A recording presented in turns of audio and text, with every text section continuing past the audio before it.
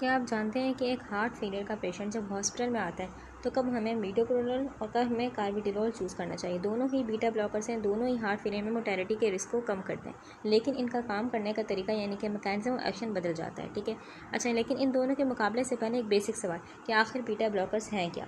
Beta blockers हैं क्या इस फाइनल में सिर्फ यही दो ड्रग्स आते हैं, मीटोप्रोलोल और कार्बिडिलोल। और हमारे पास एक और सवाल, क्या पूरे जिस्म में इनके रिसेप्टर्स कहाँ कहाँ होते हैं। ये 3 बेसिक सवाल पता होने चाहिए। ठीक है, अगर आप कॉम्पिटिटिव एग्जाम की तैयारी कर रहे हैं तो आज की वीडियो आपके लिए आपके सारे कॉन्सेप्ट्स को क्रिस्टल क्लियर कर देगी। ठीक है, चलिए समझते हैं बारी बारी। पहले हम समझेंगे कि हमारे पास बीटा ब्लॉकर्स होते क्या हैं। हम जानते हैं कि किडनी के ऊपर क्या होता है, छोटा सा ग्लैंड जिसको हम कहते हैं एड्रिनल ग्लैंड। ठीक है, एड्रिनल ग्लैंड।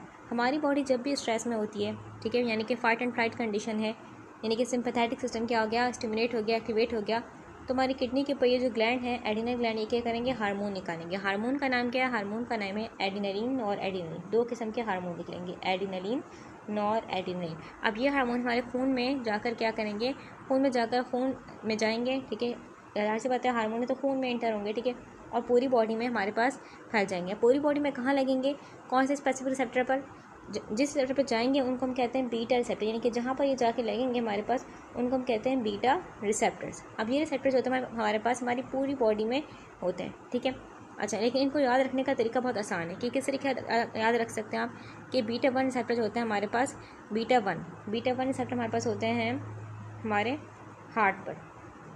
ठीक है, यानी कि मेजरली हार्ट पर होते हैं, यानी कि ज़्यादातर हार्ट पर होते हैं। ठीक है, अब जब एडिनलिन हमारे पास, एडिनलिन इन बीटा 1 पर लगता है, बीटा 1 कहाँ है, हार्ट पर। ठीक है, जब इस पर लगेगा तो क्या हो जाएगा, हमारे पास जो हार्ट रेट है और जो पंपिंग फोर्स है वो क्या हो जाएगी, बढ़ जाएगी, यानी कि दिल के धड़कने की ताकत बढ़ जाएगी।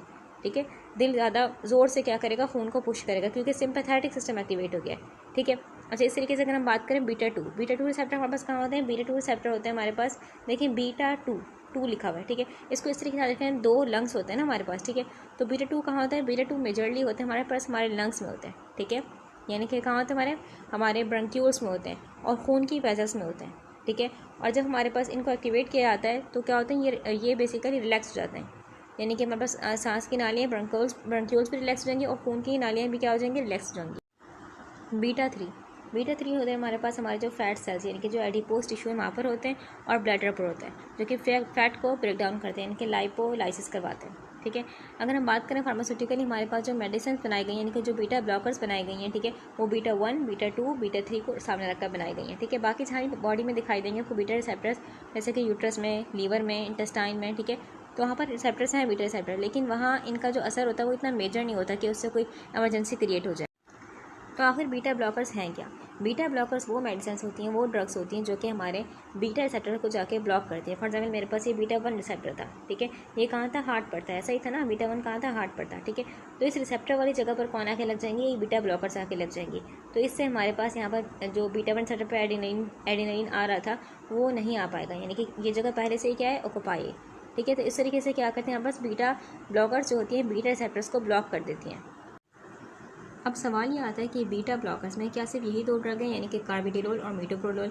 बिल्कुल ऐसा नहीं है। बीटा ब्लॉकर जो है बहुत बड़ी फैमिली है, इसको हम 3 जनरेशन में डिवाइड करते हैं, first generation, second generation and third generation. अगर हम बात करें फर्स्ट जनरेशन की, तो फर्स्ट जनरेशन को हम नॉन सेलेक्टिव भी कहते हैं। क्यों नॉन सेलेक्टिव कहते हैं, क्योंकि ब्लाइंडली, यानी कि फर्स्ट जनरेशन बीटा ब्लॉकर्स में जितनी भी ड्रग्स होंगी वो ब्लाइंडली ब्लॉक करी होंगी, बीटा 1 को, बीटा 2 दोनों को ब्लॉक करेंगी। बीटा 1 कहाँ होते हैं, हार्ट पर होते हैं, बीटा 2 कहाँ होते हैं, लंग्स पर होते हैं। ठीक है, अगर हम बात करें फर्स्ट जनरेशन बीटा ब्लॉकर्स की, तो इसमें एक मशहूर एग्जाम्पल हमारे पास है propranolol. Now move to the second generation को हम बीटा 1 सेलेक्टिव भी कहते हैं, यानी कि हमारे पास सेकंड जनरेशन बीटा ब्लॉकर में जो ड्रग्स होंगी वो किस पे काम करेंगी, बीटा 1 पे। बीटा 1 हम जानते हैं, बीटा 1 रिसेप्टर कहाँ है, हार्ट पर है। ठीक है, अब बीटा 1 सेलेक्टिव हमारे पास जो है, ठीक है, यानी कि सेकंड जनरेशन बीटा ब्लॉकर के एग्जाम्पल मीटोप्रोलोल है। ठीक है, अगर हम थर्ड जनरेशन की बात करें तो थर्ड जनरेशन हमारे पास जो ड्रग्स आएंगी वो थोड़ी एडवांस होंगी। ठीक है, यानी कि वो बीटा के साथ क्या करेंगी, वो ब्लड वेजल्स को डायलेट करना भी जानती होंगी, जैसे कि अगर हम बात करें कार्बिडिलोल हमारे पास और नेविगोलोल। ठीक है, ये 2 ड्रग्स हमारे पास थर्ड जनरेशन में आती हैं और ये एडवांस होती हैं। ठीक है, अगर हम देखें कार्बिडिलोल ये किस तरीके से करती है, ये खून की नालियों को किस तरीके से खोलती है, तो इसको ज़रा समझ लेते हैं। कार्बिडिनोल के बारे में कुछ इंपॉर्टेंट बात है कि कार्बिडिनोल हमारे पास जो ड्रग है ये बीटा 1 बीटा 2 दोनों को क्या करती है, ब्लॉक करती है, यानी कि नॉन सेलेक्टिव हम बोल सकते हैं। बीटा 1 एंड बीटा 2 दोनों को ब्लॉक करती है, ठीक है। लेकिन सवाल ये आता है कि खून की नालियों को ये कैसे खोलती है। लेकिन हम बात करें तो बेसिकली ये क्या करती है, हमारे पास ये जो खून की नालियों पे क्या लगे होते हैं रिसेप्टर्स, अल्फा 1 रिसेप्टर, उनको क्या करती है, उनको ब्लॉक करती है, ठीक है। अल्फा 1 रिसेप्टर का काम क्या होता है कि खून की नालियों को टाइट करना। क्या काम होता है अल्फा 1 रिसेप्टर का, कि खून की नालियों को कॉन्स्ट्रिक्ट करना, ठीक है। जब इसको ब्लॉक कर देगी कार्बिडिनोल तो क्या हो जाएंगी, खून की नालियाँ रिलैक्स हो जाएंगी, यानी कि उनका डायमीटर बढ़ जाएगा। पर इतना था, अब कितना हो जाएगा, इतना, क्या हो गया, इतना हो गया, ठीक है। यानी कि इस तरीके से क्या करती हैं, खून की नालियों को रिलैक्स करती हैं, ठीक है, अल्फा 1 रिसेप्टर को ब्लॉक करके, ठीक है। अच्छा, एक और इंपॉर्टेंट बात कि कार्बिडिनोल हमारे पास जो है ये बीटा 2 को ब्लॉक करती है, जैसे बात का बीटा 1 बीटा 2 दोनों को ब्लॉक करती है, ठीक है। बीटा 2 कहाँ होता है, हमारे पास हमारे लंग पर होता है, ठीक है। यानी कि यहाँ वहाँ जाके जब ब्लॉक करेगी बीटा 2 को तो इससे क्या हो जाएगा, हमारे पास जो सांस की नालियाँ होती हैं वो क्या हो जाएंगी, कॉन्स्ट्रिक्ट, ऐसा ही होगा ना, कॉन्स्ट्रिक्ट हो जाएंगी, ठीक है। जब वो कॉन्स्ट्रिक्ट हो जाएंगी तो इसीलिए हम कार्बिडिनोल जो ड्रग होती है इसको इसके नॉन सेलेक्टिव नेचर की वजह से हम इसको एस्थमा के पेशेंट्स में इस्तेमाल नहीं कर सकते, क्योंकि उनमें सांस की नालियों को वैसे ही मसला होता है। अगर ये ड्रग दे देंगे तो ये ड्रग क्या करेंगे, उनकी सांस की नालियों को मजीद क्या कर देंगी, कॉन्स्ट्रिक्ट कर देंगी। अब इसी तरीके से अगर हम बात करें नेविबोरोल ड्रग, ये ड्रग हमारे पास जो है ये हाईली सिलेक्टिव है, यानी कि बीटा 2 को बिल्कुल भी नहीं छेड़ी। बीटा 2 कहाँ होते हैं, लंग्स पर होते हैं, बिल्कुल भी नहीं छेड़ी बीटा 2 को। ये किस पे काम करती है, ये काम करती है बीटा 1 पे। बीटा 1 कहाँ होते हैं, हार्ट पर होते हैं, ठीक है। और ये खून की नालियों को क्या करती है, रिलैक्स करती है, ठीक है। अब ये खून की नालियों को रिलैक्स किस तरीके से करती है, ये कोई अल्फा 1 वगैरह को ब्लॉक नहीं करे, बल्कि ये क्या करती है, हमारे पास जो खून की नालियाँ होती हैं उनमें क्या करती है, नाइट्रिक ऑक्साइड गैस को रिलीज़ करवाती है। और नाइट्रिक ऑक्साइड हमारे पास क्या है, हम बोल सकते हैं एक पावरफुल वैसोडायलेटर है, यानी कि जो खून की नाली को क्या कर देगा, डायलेट कर देगा, उनका डायमीटर बढ़ा देगा, ठीक है। तो दो इंपॉर्टेंट हमारे पास यहाँ पर बातें आ गई कि कार्बिडिनोल हमारे पास क्या है, ये हमारे पास एस्थमा के पेशेंट में इस्तेमाल नहीं होगी क्योंकि ये नॉन सेलेक्टिव है। नेविबोरोल हमारे पास क्या है, ये हाईली सिलेक्टिव है। और first generation, second generation, third generation के बारे में पता होना चाहिए आपको कि उनमें ये बेसिकली काम किस तरीके से करते हैं, यानी कि कौन कौन से रिसेप्टर पर लगते हैं। लेकिन यहाँ एक बहुत बड़ा क्लिनिकल पैराडॉक्स सामने आता है। पहले ज़माने में ख्याल किया था कि हार्ट फेलियर में बीटा ब्लॉकर देना मना है, क्योंकि क्या करिए, हार्ट रेट को कम करिए, बीटा रिसेप्टर को ब्लॉक करके। ऐसे बात है, फॉर एग्जाम्पल मेरे पास ये हार्ट है, ठीक है, यहाँ बीटा 1 लगे, बीटा 1 को जब ब्लॉक कर दिया, ठीक है, तो हमारे पास क्या हो जाएगा, हार्ट रेट जाहिर सी बात है कम हो जाएगा, क्योंकि बीटा 1 पे जब आके लग रहा था एड्रेनलिन तो इससे हार्ट रेट बढ़ रहा था, पंपिंग फोर्स बढ़ रही थी। तो हमने इसको ब्लॉक कर दिया तो क्या हो जाएगा, हार्ट रेट कम हो जाएगा ना, ठीक है।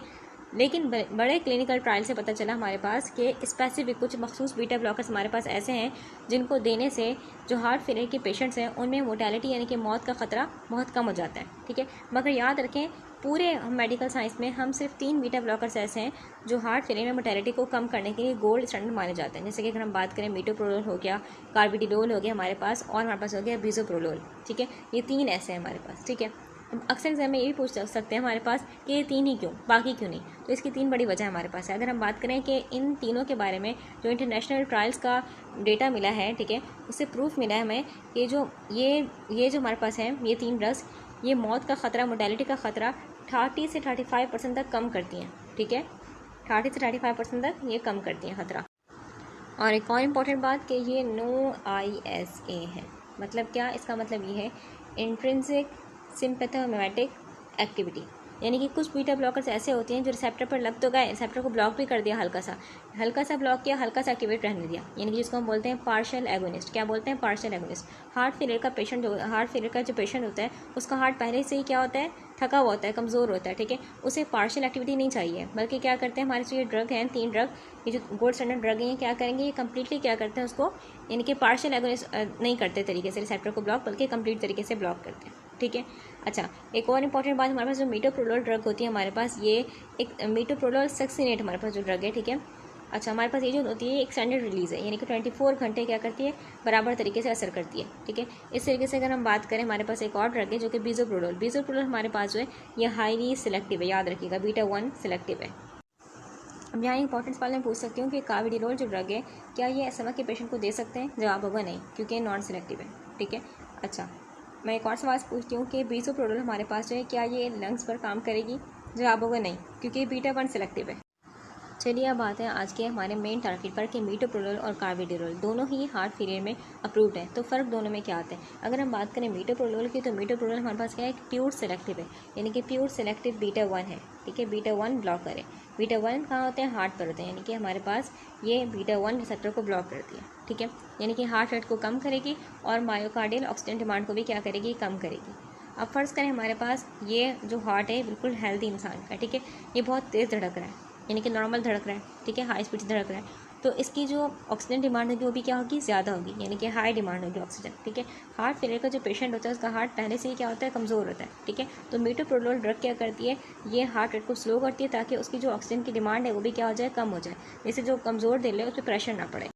जबकि कार्बिडिलोल जो ड्रग है हमारे पास, ये एक नॉन सेलेक्टिव बीटा ब्लॉकर है। नॉन सेलेक्टिव बीटा ब्लॉकर यानी कि बीटा 1 को और बीटा टू को और साथ साथ ये अल्फ़ा 1 रिसेप्टर को भी क्या करती है, ब्लॉक करती है, अल्फ़ा 1 को। ठीक है, यानी कि अल्फ़ा 1 कहाँ होते हैं हमारे पास, ब्लड वेसल पे, हम ब्लड वेसल पे होते हैं, हम जानते हैं। ठीक है, और जब ब्लड वेसल पर हमारे पास ये अल्फ़ा 1 रिसेप्टर क्या हो गया, ब्लॉक हो गए, तो खून की नालियाँ क्या हो जाएंगी, हमारे पास डायलेट हो जाएंगी, यानी कि उनका डायमीटर बढ़ जाएगा। ठीक है, अब सोच रहे होंगे कि अल्फ़ा 1 को ब्लॉक करने से ऐसा क्या हो गया। देखिए, हार्ट फेलियर में इसका क्या फ़ायदा। ठीक है, तो इस पूरी चीज़ को समझने के अल्फ़ा 1 को ब्लॉक करने से बहुत फ़ायदा होता है। पहली चीज़ ये समझेंगे हमारे पास कि अल्फ़ा 1 रिसेप्टर जो होते हैं जिस समय करते क्या है। देखिए, नॉर्मली हालत अगर हम बात करें, नॉर्मली एक नॉर्मल इंसान है, उसमें क्या होता है, जो खून की नालियाँ होती हैं, ब्लड वेसल्स होते हैं, उन पर ये अल्फ़ा 1 रिसेप्टर होते हैं। ठीक है, और जब भी जिस समय हमारे पास क्या हुआ, स्ट्रेस वगैरह की कंडीशन आ गई, यानी कि सिंपैथेटिक सिस्टम क्या हो गया, एक्टिवेट हो गया, तो जो स्ट्रेस हार्मोन होते हैं, यानी कि नॉर एड्रेनलिन वगैरह, नॉर एड्रेनलिन, वो क्या होंगे, इस अल्फ़ा 1 रिसेप्टर पर आके क्या कर देंगे, बैठ जाएंगे। तो वो यहाँ के बैठेंगे तो हमारे पास होगा क्या, ये खून की नालियाँ टाइट हो जाएंगी, यानी कि इनका डायमीटर छोटा हो जाएगा।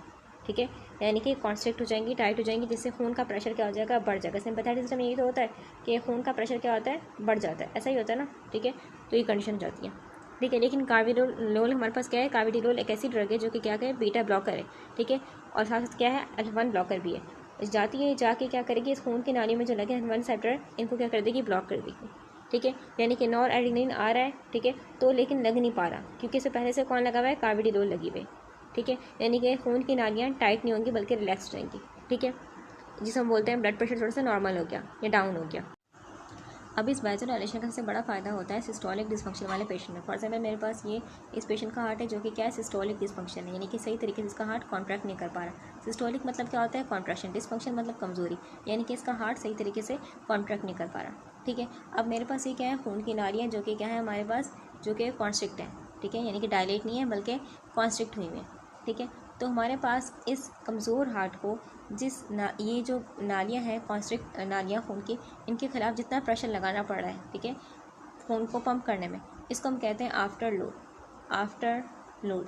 ठीक है, अब फ़र्ज़ करें अगर हमने क्या कर दिया, इन नालियों को डायलेट कर दिया, यानी कि इनका डायमीटर बढ़ा दिया, तो जो प्रेशर लगाना पड़ा था पहले, अब उससे कम प्रेशर लगाना पड़ेगा ना, जाहिर सी बात है, क्योंकि खून की नालियाँ क्या हो गई, डायलेट हो गई। ठीक है, तो वही काम यहाँ पर किया जाता है कि इससे क्या होता है, हमारे पास जो आफ्टर लोड, यानी कि जो प्रेशर लगाना पड़ रहा था हार्ट को खून की नालियों के ख़िलाफ़, ठीक है, वो क्या हो जाएगा, वो कम हो जाएगा।